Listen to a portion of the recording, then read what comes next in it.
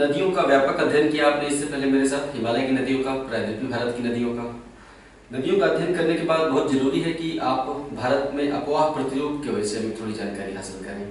Chapter का नाम है आज के अपवाह प्रतिरूप, इंग्लिश में कहते हैं ड्रेनेज पैटर्न। तो आज हम अपवाह प्रतिरूप पढ़ाएंगे और इसके अंत में, अध्याय के अंत में हम कुछ सवाल आपसे करेंगे जिनका उत्तर आपको देना होगा। छोटा सा ही चैप्टर होगा आज का, छोटा समय इसका। तो किसी क्षेत्र में नदी के प्रवाह का जो स्वरूप होता है, किसी क्षेत्र में या किसी बेसिन में नदी के प्रवाह का जो स्वरूप होता है उसे हम अपवाह प्रतिरूप कहते हैं। भारत में बहुत तरह के अपवाह प्रतिरूप पाए जाते हैं। यहाँ लिखे हुए उनके नाम, हम इनके बारे में अभी डिटेल में चर्चा करेंगे। भारत में बहुत सारे अपवाह प्रतिरूप पाए जाते हैं, सभी परीक्षाओं के लिहाज से महत्वपूर्ण नहीं होते हैं। पिछले वर्षों के प्रश्न पत्रों के आधार पर जो अपवाह प्रतिरूप बार बार पूछे गए हैं या रुचिकर है या महत्वपूर्ण है, वही हम यहाँ पे आपको बताएंगे। तो आइए स्टार्ट करते हैं। पहले इनके नाम देख लेते हैं। तो हमने पहली लाइन बताई थी आपसे कि नदियों के प्रवाह के स्वरूप को अपवाह प्रतिरूप कहते हैं। कितने तरह के अपवाह प्रतिरूप या ड्रेनेज पैटर्न है? पूर्ववर्ती अपवाह प्रतिरूप, इंग्लिश में कहते हैं एंटीसीडेंट ड्रेनेज पैटर्न। अध्यारोपित अपवाह प्रतिरूप, यहाँ अपवाह प्रतिरूप मैंने नहीं लिखा है, आप जोड़ लीजिएगा। अध्यारोपित अपवाह प्रतिरूप, सुपर इम्पोज्ड ड्रेनेज पैटर्न। तीसरा है वृक्षाकार अपवाह प्रतिरूप, डेंड्रेटिक ड्रेनेज पैटर्न। इसी तरह मैंने आगे नाम लिखे हैं, अरीय या अपकेंद्रीय, इंग्लिश में रेडियल। समानांतर, इंग्लिश में पैरेलल। लास्ट है छठा, खंडित या विलुप्त अपवाह प्रतिरूप, इंग्लिश में कहते हैं इंटरमिटेंट ड्रेनेज पैटर्न। तो 6 तरह के ड्रेनेज पैटर्न के बारे में आज जानकारी हासिल करेंगे। अक्सर परीक्षाओं में यहाँ से प्रश्न पूछ दिए जाते हैं। लोग गंगा, ब्रह्मपुत्र, सिंधु, गोदावरी, कृष्णा, कावेरी नदियों के बारे में तो खूब पढ़ाई करते हैं, लेकिन अपवाह प्रतिरूप में थोड़े से कमजोर पाए जाते हैं, क्योंकि एक तो इधर इंटरेस्ट कम पैदा हो पाता है, दूसरे ये भूल भी जल्दी ही जाते हैं। इसी बात का लाभ उठाकर आयोग बार बार यहाँ से प्रश्न उठा देता है और मैंने देखा है कि 75% लोग यहाँ से उठाए जाने वाले प्रश्नों का उत्तर गलत दे देते हैं। तो आइए देखिए, पहला है पूर्ववर्ती अपवाह प्रतिरूप। हम नाम लेने के बाद पहले उसे थोड़ा सा समझा देंगे, फिर लिखवाएंगे। हेडिंग डालिए, पूर्ववर्ती अपवाह प्रतिरूप या एंटीसीडेंट ड्रेनेज पैटर्न। देखिए, बहुत सी नदियां ऐसी होती हैं, नदी आमतौर पर कहां से निकलती है? पर्वतीय या ऊंचे पठारी क्षेत्रों से नदी निकलती है ना, पर्वतीय क्षेत्रों से। तो कई नदियां ऐसी होती हैं जो कि पर्वत उठने के पहले, पर्वत धीरे धीरे उठे हैं लंबे समय काल में, जैसे हिमालय का निर्माण बहुत ही धीमी गति से हुआ है टेथिस सागर में से। तो बहुत सी नदियां ऐसी हैं जो कि हिमालय के उठने के पहले भी उस स्थान पर बहती थी। जब हिमालय का उत्थान नहीं हुआ था तो पहले भी वहां बहती थी। हिमालय का उत्थान हुआ तो उन नदियों ने हिमालय को काट कर अपनी घाटी को गहरा कर दिया। यानी हिमालय के उठने के साथ साथ इन नदियों ने अपना मार्ग नहीं बदला, बल्कि अपनी घाटी में ही बहती रही। पहले भी यहीं पर बहती थी और आज भी यहीं बह रही हैं। और इसके लिए उन्होंने हिमालय के उत्थान के साथ साथ अपनी घाटी को काटकर वैली को गहरा कर दिया। इसे हम क्या कहते हैं? गार्ज कहते हैं, यानी खड़े ढाल वाली घाटी। देखिए, आई आकार की होती है, बिल्कुल आई आकार की घाटी, खड़े आकार वाली, तो इसे हम गार्ज कहते हैं। तो हिमालय की बहुत सी नदियों ने गार्ज बना दी है पर्वत को काटकर। इन नदियों को, जो कि हिमालय के उठने के पहले भी वहां पर बहती थी और आज भी बह रही हैं, हम कहते हैं पूर्ववर्ती या एंटीसीडेंट ड्रेनेज पैटर्न। ठीक है, तो इसमें पहला पॉइंट लिखेंगे, एंटीसीडेंट ड्रेनेज पैटर्न केवल हिमालय क्षेत्र में पाया जाता है। उदाहरण के लिए सिंधु, सतलज, गंगा और ब्रह्मपुत्र नदियां पूर्ववर्ती अपवाह प्रतिरूप का उदाहरण हैं। ठीक है, इसको समझने के लिए जो बात मैंने बताई वो आप लिख सकते हैं कि हिमालय क्षेत्र में बहुत सी नदियां हिमालय के उत्थान के पहले भी वहां बहती थी। हिमालय के उत्थान के साथ साथ उन्होंने अपनी घाटी को काटकर गहरा कर दिया और आज भी उसी स्थान पर बह रही हैं। ऐसी नदियों को हम पूर्ववर्ती कहते हैं। उदाहरण के लिए इन 4 नदियों का नाम गिना दीजिएगा। आप आश्चर्यचकित हो रहेंगे कि पहले वाले वीडियो में मैंने ये नहीं बताया था कि गंगा भी पूर्ववर्ती अपवाह का उदाहरण है। गंगा भी पूर्ववर्ती अपवाह का उदाहरण है। कैसे? आइए बताते हैं।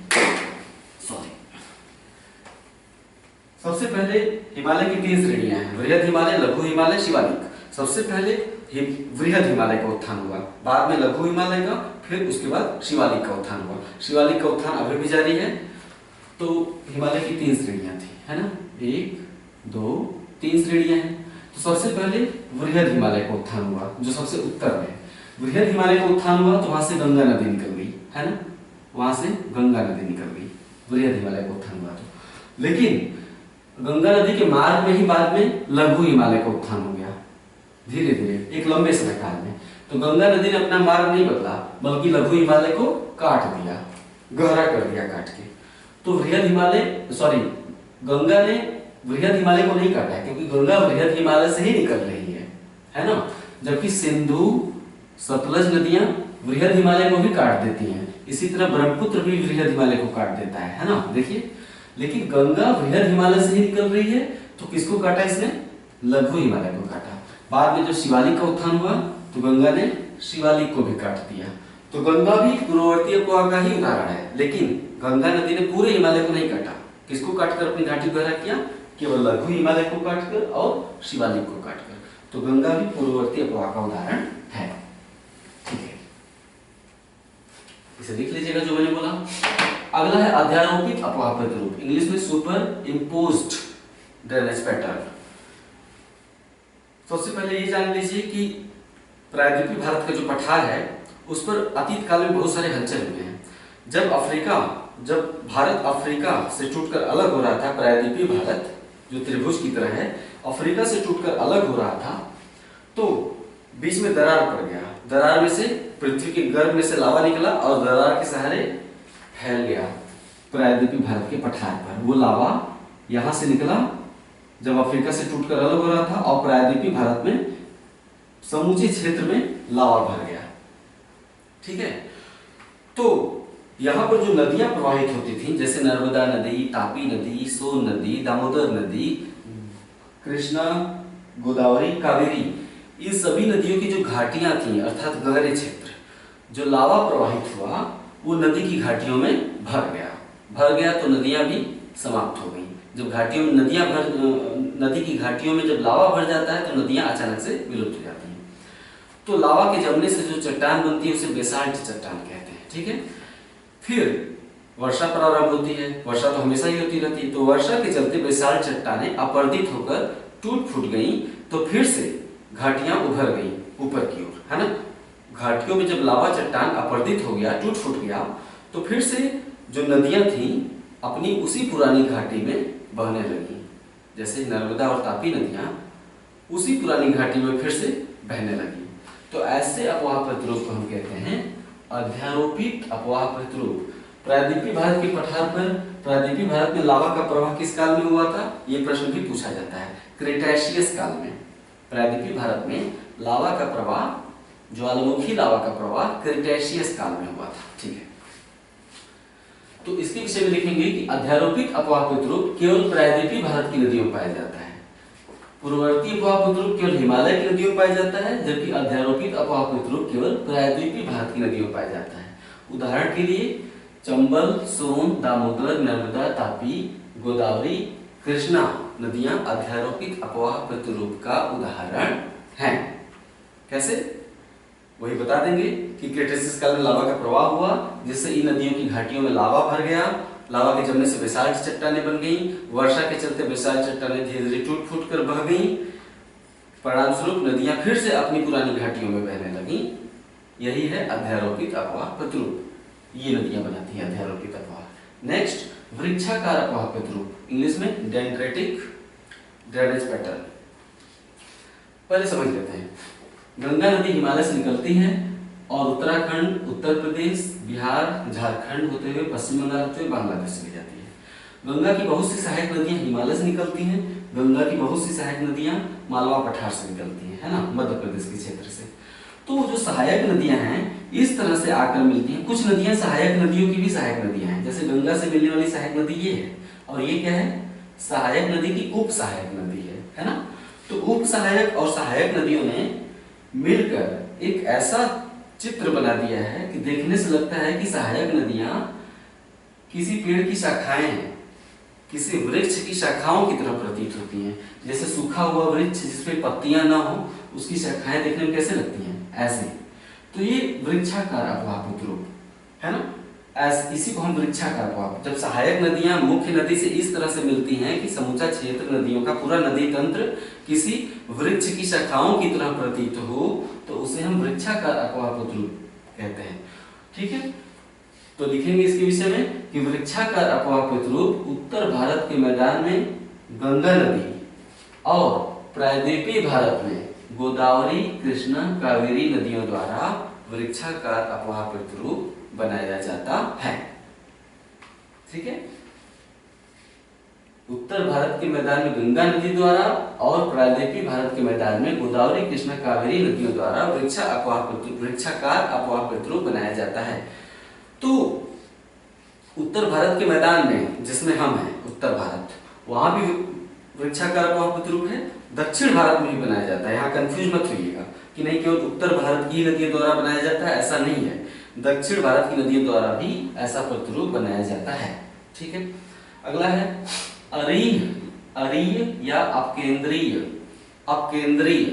अपकेंद्रीय नाम से ही जाहिर होता है कि किसी केंद्र से निकलकर बाहर की ओर जाने वाली, केंद्र से निकलकर बाहर की जाने वाली जो वस्तुएं होती हैं उन्हें हम क्या कहते हैं? अपकेंद्रीय। इसे इंग्लिश में कहते हैं रेडियल ड्रेनेज पैटर्न।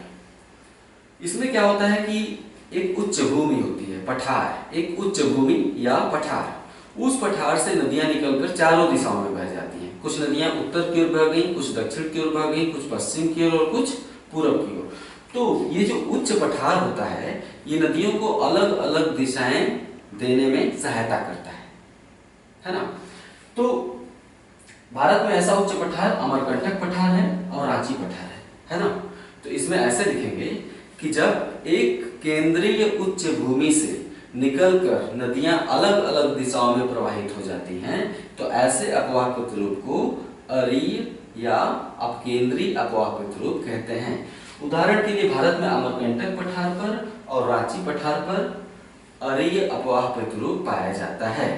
चित्र बना दीजिए, चित्र में लिख दीजिए, इसको एरो देके यहाँ पे कि अमरकंटक पठार, अमरकंटक पठार से पश्चिम की ओर बहती है नर्मदा नदी, उत्तर की ओर प्रवाहित हो जाती है सोन नदी जो कि गंगा मिल जाती है। महानदी अमरकंटक पठार से तो नहीं निकलती है, महानदी छत्तीसगढ़ से निकलती है, लेकिन महानदी उत्तर की ओर प्रवाहित होती है। आप अपने एटलस में भी देख सकते हैं। अगर अमरकंटक पठार न होता तो महानदी उत्तर की ओर प्रवाहित हो जाती, लेकिन अमरकंटक पठार महानदी को यहाँ पर पूर्वी दिशा प्रदान कर देता है, यानी अमरकंटक पठार के चलते ही महानदी पास में आकर पूर्व की तरफ मुड़ जाती है और कहाँ उड़ीसा होते हुए बंगाल की खाड़ी में गिर जाती है महानदी, है ना। तो अमरकंटक पठार इस पूरे क्षेत्र को अरीय अपवाह प्रतिरूप में बदल दे रहा है ना। एक केंद्रीय उच्च भूमि जहां से निकलकर नदियां अलग अलग दिशाओं में प्रवाहित हो जाती हैं। ठीक है, अगला है समानांतर या पैरेलल ड्रेनेज पैटर्न। जब ये तब पाया जाता है जब नदियों का उद्गम और मुहाना बहुत ही नजदीक हो, जब नदियों का मुहाना उनके उद्गम से बहुत ही नजदीक हो, अर्थात नदियों का जो सिंक है उनके सोर्स के बहुत ही पास हो और सभी नदियां एक खड़े ढाल में प्रवाहित हो रही हो। तो जब नदियां खड़े ढाल में प्रवाहित होती हैं तो उनको टेढ़े मेढ़े होने का अवसर नहीं मिलता है, सरसराती हुई निकलती हैं और सरसराती हुई बहते हुए नदी समुद्र में चली जाती है ना। तो पश्चिमी घाट से जो नदियां निकलती हैं पश्चिम की ओर बहने वाली, वो बहुत ही तीव्र रफ्तार से, क्योंकि पश्चिमी घाट कैसा है, ऐसे खड़ा है, पश्चिमी घाट कगार की तरह खड़ा है। अब यहाँ पे कोई नदी निकली तो बहुत ही तीव्र वेग से बहते हुए पश्चिमी तटीय मैदान पर आई और चली गई समुद्र में, है ना। तो पश्चिमी घाट से निकलकर पश्चिमी तटीय मैदान पर बहने वाली नदियां समानांतर अपवाह प्रतिरूप बनाती हैं। इसको ऐसे लिखेंगे कि जब नदियां एक तीव्र ढाल पर, जब बहुत सी नदियां एक तीव्र ढाल पर प्रवाहित होती हुई एक दूसरे से एक समान अंतर पर प्रवाहित होती हैं, एक दूसरे से समान अंतर पर प्रवाहित होती हैं, तो इसे समानांतर अपवाह प्रतिरूप कहते हैं। उदाहरण के लिए भारत में पश्चिमी घाट से निकलकर पश्चिमी तटीय मैदान पर प्रवाहित होने वाली नदियां कैसा अपवाह प्रतिरूप बनाती हैं। ये देखिए पश्चिमी घाट है और ये पश्चिमी तट पर बह रही है, ठीक है। देखिए सब में समान अंतर दिख रहा है, कोई भी नदी एक दूसरे से टच नहीं कर रही है, सभी एक दूसरे से दूर दूर बह रही है, ठीक है। अगला है खंडित या विलुप्त अपवाह प्रतिरूप, इंग्लिश में कहते हैं इंटरमिटेंट। जब नदी बहते हुए अचानक सतह पर विलुप्त हो जाती है, सतह पर दिखाई नहीं देती, कह रही नदी कहाँ गई, गायब हो गई, है ना, तो उसे हम कहते हैं विलुप्त या खंडित अफवाह प्रतिरूप। हिमालय क्षेत्र से नदियां जब निकलती हैं तो हिमालय की नदियों ने हिमालय की पर्वत को काट कर बड़े बड़े गोल चट्टानों को, खूब बड़े बड़े शिलाखंडों को शिवालिक के निचले क्षेत्रों में जमा कर दिया है ना। शिवालिक के निचले क्षेत्रों में बृहद हिमालय, लघु हिमालय, शिवालिक, शिवालिक के निचले क्षेत्रों में नदियों ने बड़े बड़े शिलाखंडों को काटकर जमा कर दिया है। ठीक है, जब वही नदी इन शिलाखंडों के क्षेत्र में प्रवेश करती है तो सतह पर विलुप्त हो जाती है, दिखाई नहीं देती है। क्यों? क्योंकि शिलाखंड गोल होते हैं, गोल गोल शिलाखंडों के बीच में दरारें होती हैं, गैप पाए जाते हैं। जैसे ये मैं 3 शिलाखंड बना रहा हूं, 1 2 3, ये हो गया 3। तो इनके बीच में जो गैप है, इस गैप में नदी का जल प्रवेश कर जाता है, जिससे सतह के ऊपर नदी नहीं बहती, इन गैप में से, दरारों में से बहने लगती है, जिसके चलते सतह पर नदी दिखाई नहीं देती है। इस क्षेत्र को क्या कहते हैं? भाबर क्षेत्र। उत्तर भारत के मैदान को मैंने 4 भागों में बांटा था, भाबर, तराई, बंगर, खादर। तो उत्तर भारत के मैदान का जो भाबर क्षेत्र है, नदी का जल उसमें विलुप्त हो जाता है, जिससे सतह पर दिखाई नहीं देता। ऐसे अफवाह प्रतिरूप को हम खंडित या विलुप्त अफवाह क्षेत्र, अफवाह प्रतिरूप कहते हैं। इसको आप ऐसे लिख सकते हैं सुविधा की दृष्टि से कि हिमालय से निकलने वाली नदियां उत्तर भारत के मैदान के भाबर क्षेत्र में जब प्रवेश करती हैं तो सतह पर विलुप्त हो जाती हैं, क्योंकि नदियां चट्टानों के दरारों में से बहने लगती हैं, चट्टानों के बीच के दरारों में से बहने लगती हैं, जिससे सतह पर दिखाई नहीं देती है। ओके, ये हो गया खंडित या विलुप्त अफवाह प्रतिरूप। इसके अलावा कुछ प्रश्न मैं आपसे करूंगा, उन प्रश्नों का आप जवाब दे दीजिए अपने कमेंट में। ये प्रश्न सुन लीजिए आप। हाँ, प्रश्न ऐसे हैं, गोवा की 2 महत्वपूर्ण नदियों का नाम बताइए जो गोवा में प्रवाहित होती हैं। अगला प्रश्न है, शेवाराय पहाड़ी किस राज्य में है? अगला प्रश्न है, लिखापानी और पांगसाउ दर्रे, लिखापानी और पांगसाउ दर्रे किस राज्य में है? नेक्स्ट है, इलामलय की पहाड़ी किन 2 राज्यों की सीमा पर है? इलामलय पहाड़ी भारत के किन 2 राज्यों की सीमा पर है? नेक्स्ट है, नेपाल हिमालय किन 2 नदियों के बीच में अवस्थित है? हिमालय का विभाजन सिडनी बुरार्ड ने 4 भागों में किया है ना, कश्मीर हिमालय, कुमाऊं हिमालय, या नेपाल हिमालय और असम हिमालय। तो नेपाल हिमालय किन 2 नदियों के मध्य में है? नेक्स्ट, श्रीनगर से लेह जाने के लिए किस दर्रे से गुजरना पड़ता है? श्रीनगर से लेह जाने के लिए किस दर्रे से गुजरना पड़ता है? जवाब दीजिए। अगला है, बुग्याल और पयाल घास के मैदान भारत के किस राज्य में पाए जाते हैं? बुग्याल और पयाल घास के मैदान भारत के किस राज्य में पाए जाते हैं? अगला है, अंडमान निकोबार द्वीप समूह किस पर्वत का समुद्री विस्तार है? अंडमान निकोबार द्वीप समूह किस पर्वत का समुद्र में विस्तार है? नेक्स्ट क्वेश्चन है, प्रायद्वीपीय भारत की कितनी नदियां भ्रंश घाटियों में प्रवाहित होती हैं, उनका नाम बताइए। नेक्स्ट है, जरगा पहाड़ियां भारत के किस राज्य में है? जरगा पहाड़ियां भारत के किस राज्य में है? नेक्स्ट है, किस देश को गंगा नदी का वाटर टावर कहा जाता है? किस देश को गंगा नदी का वाटर टावर कहा जाता है? नेक्स्ट है, गंगा की सबसे कम लंबाई भारत के किस राज्य में है? सबसे ज्यादा लंबाई तो उत्तर प्रदेश में है, गंगा की सबसे कम लंबाई किस राज्य में है? नाम बताइए। नेक्स्ट है, पंचमढ़ी हिल स्टेशन किस पर्वत पर स्थित है? नेक्स्ट क्वेश्चन है, कृष्णा नदी किस पर्वत शिखर से निकलती है या किस पर्वत चोटी से निकलती है? कृष्णा नदी। नेक्स्ट है, कौन सा झील गोदावरी और कृष्णा नदियों की डेल्टा के बीच में स्थित है? कौन सा झील गोदावरी और कृष्णा नदियों की डेल्टा के बीच में अवस्थित है? नेक्स्ट है, सुबानसिरी और धनसिरी किसकी सहायक नदियां हैं? किस नदी की सहायक नदियां हैं? सुबानसिरी और धनसिरी। नेक्स्ट, लक्ष्मण तीर्थ किसकी सहायक नदी है? लक्ष्मण तीर्थ नदी किसकी सहायक नदी है? नेक्स्ट है, क्षिप्रा किसकी सहायक नदी है? क्षिप्रा के तट पर उज्जैन है, उज्जैन में 12 वर्षों पर कुंभ मेला लगता है, क्षिप्रा नदी है, क्षिप्रा के तट पर उज्जैन है। क्षिप्रा किसकी सहायक नदी है? ये नाम बताइए, इनके सही से उत्तर दीजिए, मैं कमेंट में चेक करूंगा। ठीक है, अगले वीडियो का इंतजार करिए। नमस्कार।